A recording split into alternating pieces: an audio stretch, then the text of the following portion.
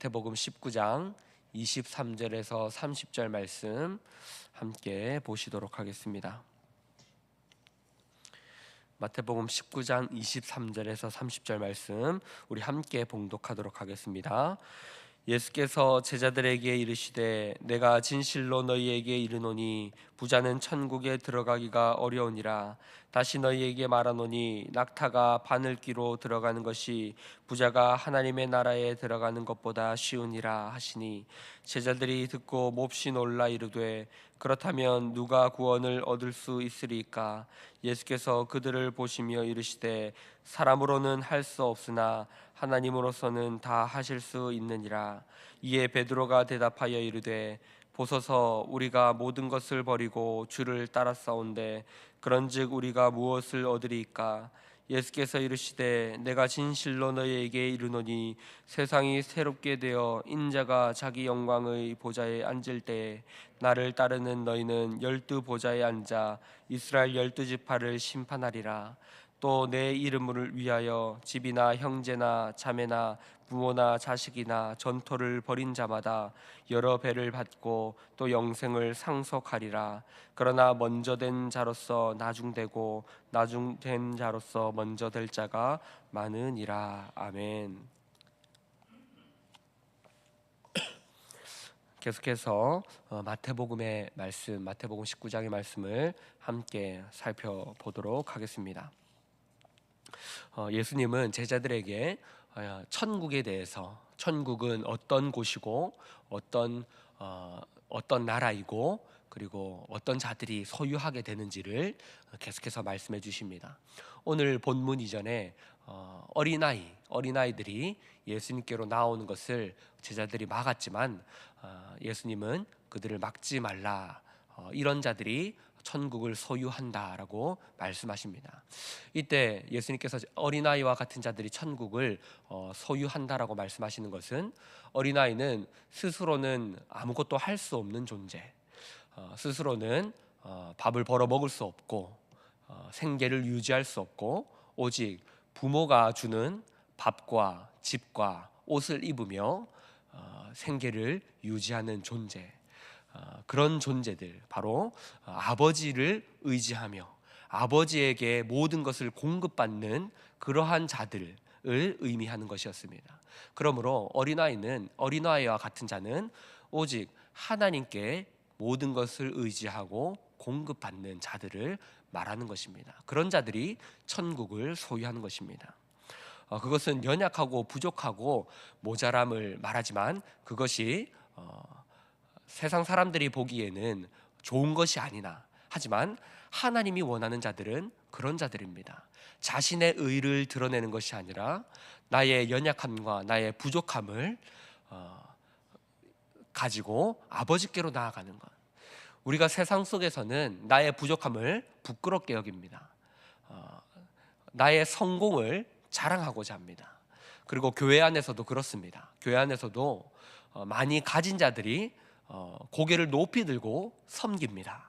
그리고 헌금합니다. 그리고 당당하게 교회 생활을 합니다. 하지만 가지지 못한 자들은 늘 부끄럽게 섬깁니다. 늘 부끄럽게 헌금합니다. 늘 부끄러운 모습으로 교회에서 신앙생활합니다. 하지만 하나님은 그러한 부끄러운 모습을 더욱더 기히 여겨주신다라는 것이죠. 어린아이를 막는 제자들, 그 이후에 오늘 본문에 부자 청년이 나오는 것입니다. 아무것도 가진 것이 없는 어린아이들이 나오는 것을 제자들이 막았지만, 이번에는 부자 청년이 예수님께 나와서 이렇게 묻고 있는 것입니다. 예수님, 내가 무슨 선한 일을 해야 영생을 얻으리까? 우리가 간과하지 말아야 할 것은, 이 부자 청년은 사람들에게 존경받고 있고 모든 것을 잘 하고 있는, 사람들에게 보이기에 모든 것을 잘 하고 있는, 신앙생활을 하고 있는 자였습니다. 그러므로 지금 이 부자 청년은 예수님께 나아오는 그 마음의 중심이 어떤 것이었냐면, 사람들 앞에도 인정받고 있는 이 부자 청년이 예수님에게도 인정받고 싶은 그런 것이었습니다. 내가 모든 것을 하고 잘하고 있는데 이제 예수님에게도 저 사람들에게 인정받는 저분에게도 내가 인정받고자 하는 마음이었던 것이죠. 그래서 예수님께 가서 예수님, 제가 무슨 선한 일을 해야 합니까? 그래야 영생을 얻을 수 있습니까? 라고 말하고 있는 것입니다. 예수님은 그 중심을 잘 알고 계셨습니다. 그래서 네가 그렇게 인정받고 싶느냐? 네가 하나님 나라를 소유하고 싶느냐? 그렇다면 계명을 지켜라 라고 말합니다. 그때 부자 청년은 이렇게 말하죠. 예수님, 다 지켰습니다. 제가 다 잘 지키고 있습니다. 무엇을 더 해야 합니까? 라고 말하는 것이죠. 그때 예수님은 그 중심을 알고 있으셨기에 한 가지를, 그가 하지 못한 한 가지를 던집니다. 네 소유를 다 팔아서 내 주위에 있는 사람들을 도와라. 부자 청년은 도덕법까지는 잘하였습니다.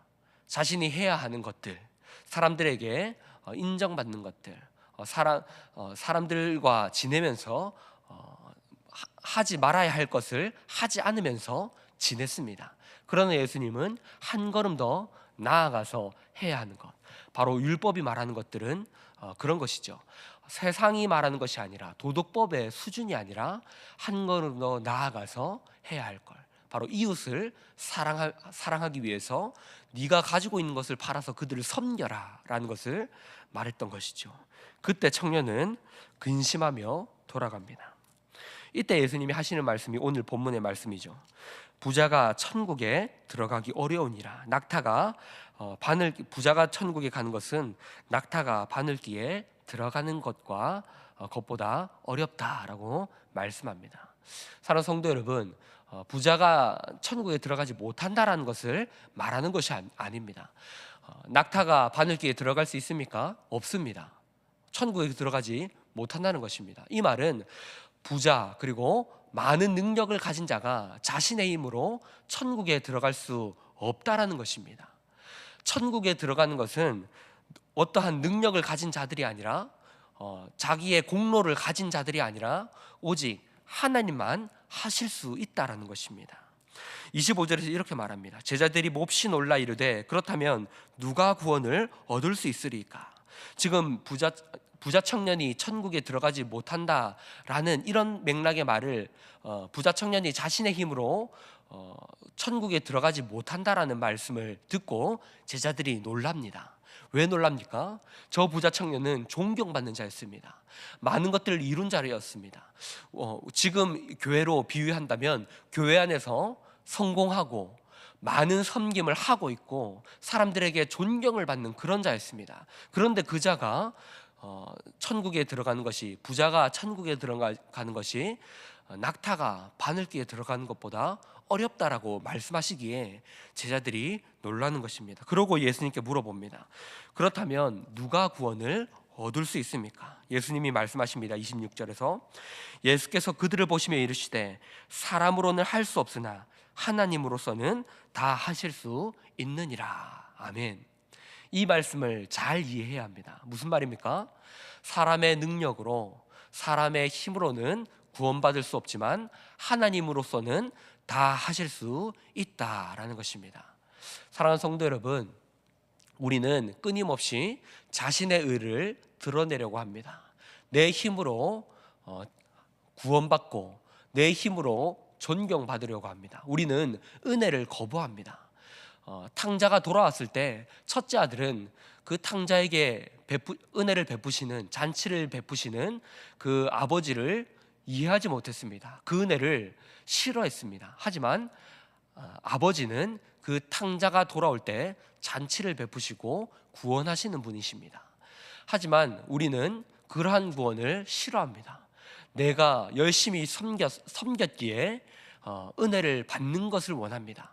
아무것도 하지 않은 저자가 구원받는 것을 우리는 원하지 않습니다. 하지만 하나님은 그 자들에게 은혜를 베푸시면서 우리에게 말씀하십니다. 사람의 힘으로 구원받는 것이 아니다. 사람의 능력으로 구원받는 것이 아니다. 구원은 오직 하나님만이 하실 수 있는 것이다. 너희가 너희 능력으로 자랑하고 있느냐? 너희가 너희의 섬김으로, 너희의 어떠한 공로로 자랑하고 있느냐? 그러한 자들이 하나님께 높임을 받는 것이 아니다.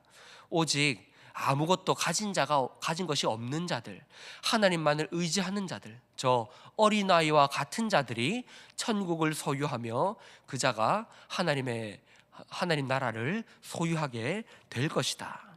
그러면서 베드로가 묻습니다. 그렇다면 하나님, 주님, 우리가 모든 것을 버리고 따라갔는데 우리는 어떻게 됩니까? 모든 것을 버리고 따르는 자들, 너희들이 나중에 이스라엘을 심판하게 될 것이다. 이 심판하게 된다는 것은 예수님이 이 모든 나라를 다스리는 심판자의 자리, 즉 왕으로서 이 나라를 다스리게 될 것인데, 그 예수님과 함께 예수님을 따랐던 자들이 이 세상을, 온 세상을 함께 다스리게 될 것이다를 말하고 있는 것입니다. 지금은 미천해 보이고 가진 것이 없어 보이는 그러한 자들이 결국에는 예수님과 함께 온 세상을 다스리게 될 것이다를 말하고 있는 것이죠. 그러면서 30절에 이렇게 말하는 것입니다. 그러나 먼저 된 자로서 나중되고 나중된 자로서 먼저 될 자가 많으니라. 생각해 보십시오. 나중된 자가 누구입니까? 어린아이와 같은 자들입니까? 같은 자들입니다. 12 제자들처럼 자신의 모든 것을 버리고 예수님을 따랐던, 세상으로 보면 아무것도 가진 것이 없는 그런 자들이 세상에서는 나중된 자이지만 결국 그들이 먼저 된 자가 되며 예수님과 함께 이 땅을 다스리게 될 것입니다. 그러나 지금 우리가 보기에 먼저 된 자들, 이 세상에서 많은 것을 가지고 존경받는 자들이 결국 그들이 나중된 자가 될 것이다 라고 말합니다. 부자 청년처럼 많은 것을 가졌지만 결국 그는 자신의 공로를 의지했던 것이고 자신의 재물을 의지하며 하나님을 섬겼던 것입니다. 결국 그들은 나중된 자가 되게 될 것입니다. 그러므로 우리는 우리의 공로를 의지하지 않고 세상의 물질과 세상의 성공을 의지하지 않고 우리는 하나님만을 의지하는 그런 삶을 살아가야 합니다. 사랑하는 성도 여러분, 말씀을 정리하겠습니다. 하나님은 우리에게 어떠한 위대한 성공을 바라는 것이 아닙니다. 하나님 앞에 나올 때 예수 잘 믿고 많은 부귀영화를 이룬 자들, 그런 자들을 원하시는 것이 아닙니다. 하나님은 철저히 나만 의지하는, 하나님만을 의지하는 그런 자들을 원하는 것입니다. 부모가 자녀를 바라볼 때 그 자녀에게 어떤 것을 원합니까? 그 자녀가 성공하여서 그 성공을 가지고 금이 환영해서 돌아오기를 바라는 것이 아닙니다. 자녀가 부모 옆에서, 그 부모와 관계 속에서, 부모와 자녀의 관계 속에서 함께함으로 나아가기를 바라는 것입니다. 아무리 많은 것을 이룬다 할지라도 부모와 자녀의 관계가 깨어진다면 그 부모에게 자녀는 기쁨이 되지 못하는 것이죠. 자녀가 주는 기쁨은 그 존재만으로 기쁨을 주는 것입니다. 하나님은 우리에게 그러한 것을 요구합니다. 원하십니다. 너희는 내 자녀라. 세상 속에서 세상의 자녀처럼 살아가지 말고 세상이 담을 수 없는 하나님 아버지만이 보여주실 수 있는 그 넉넉함, 그 은혜, 그 사랑을 보여주며 살아가는 것. 역시 너는 내 자녀야. 역시 너는 내 아들이야. 역시 너는 내 새끼야. 이런 것을 보여줄 수 있는 하나님의 자녀만이 살아갈 수 있는 그 삶을 살아가라라는 것입니다.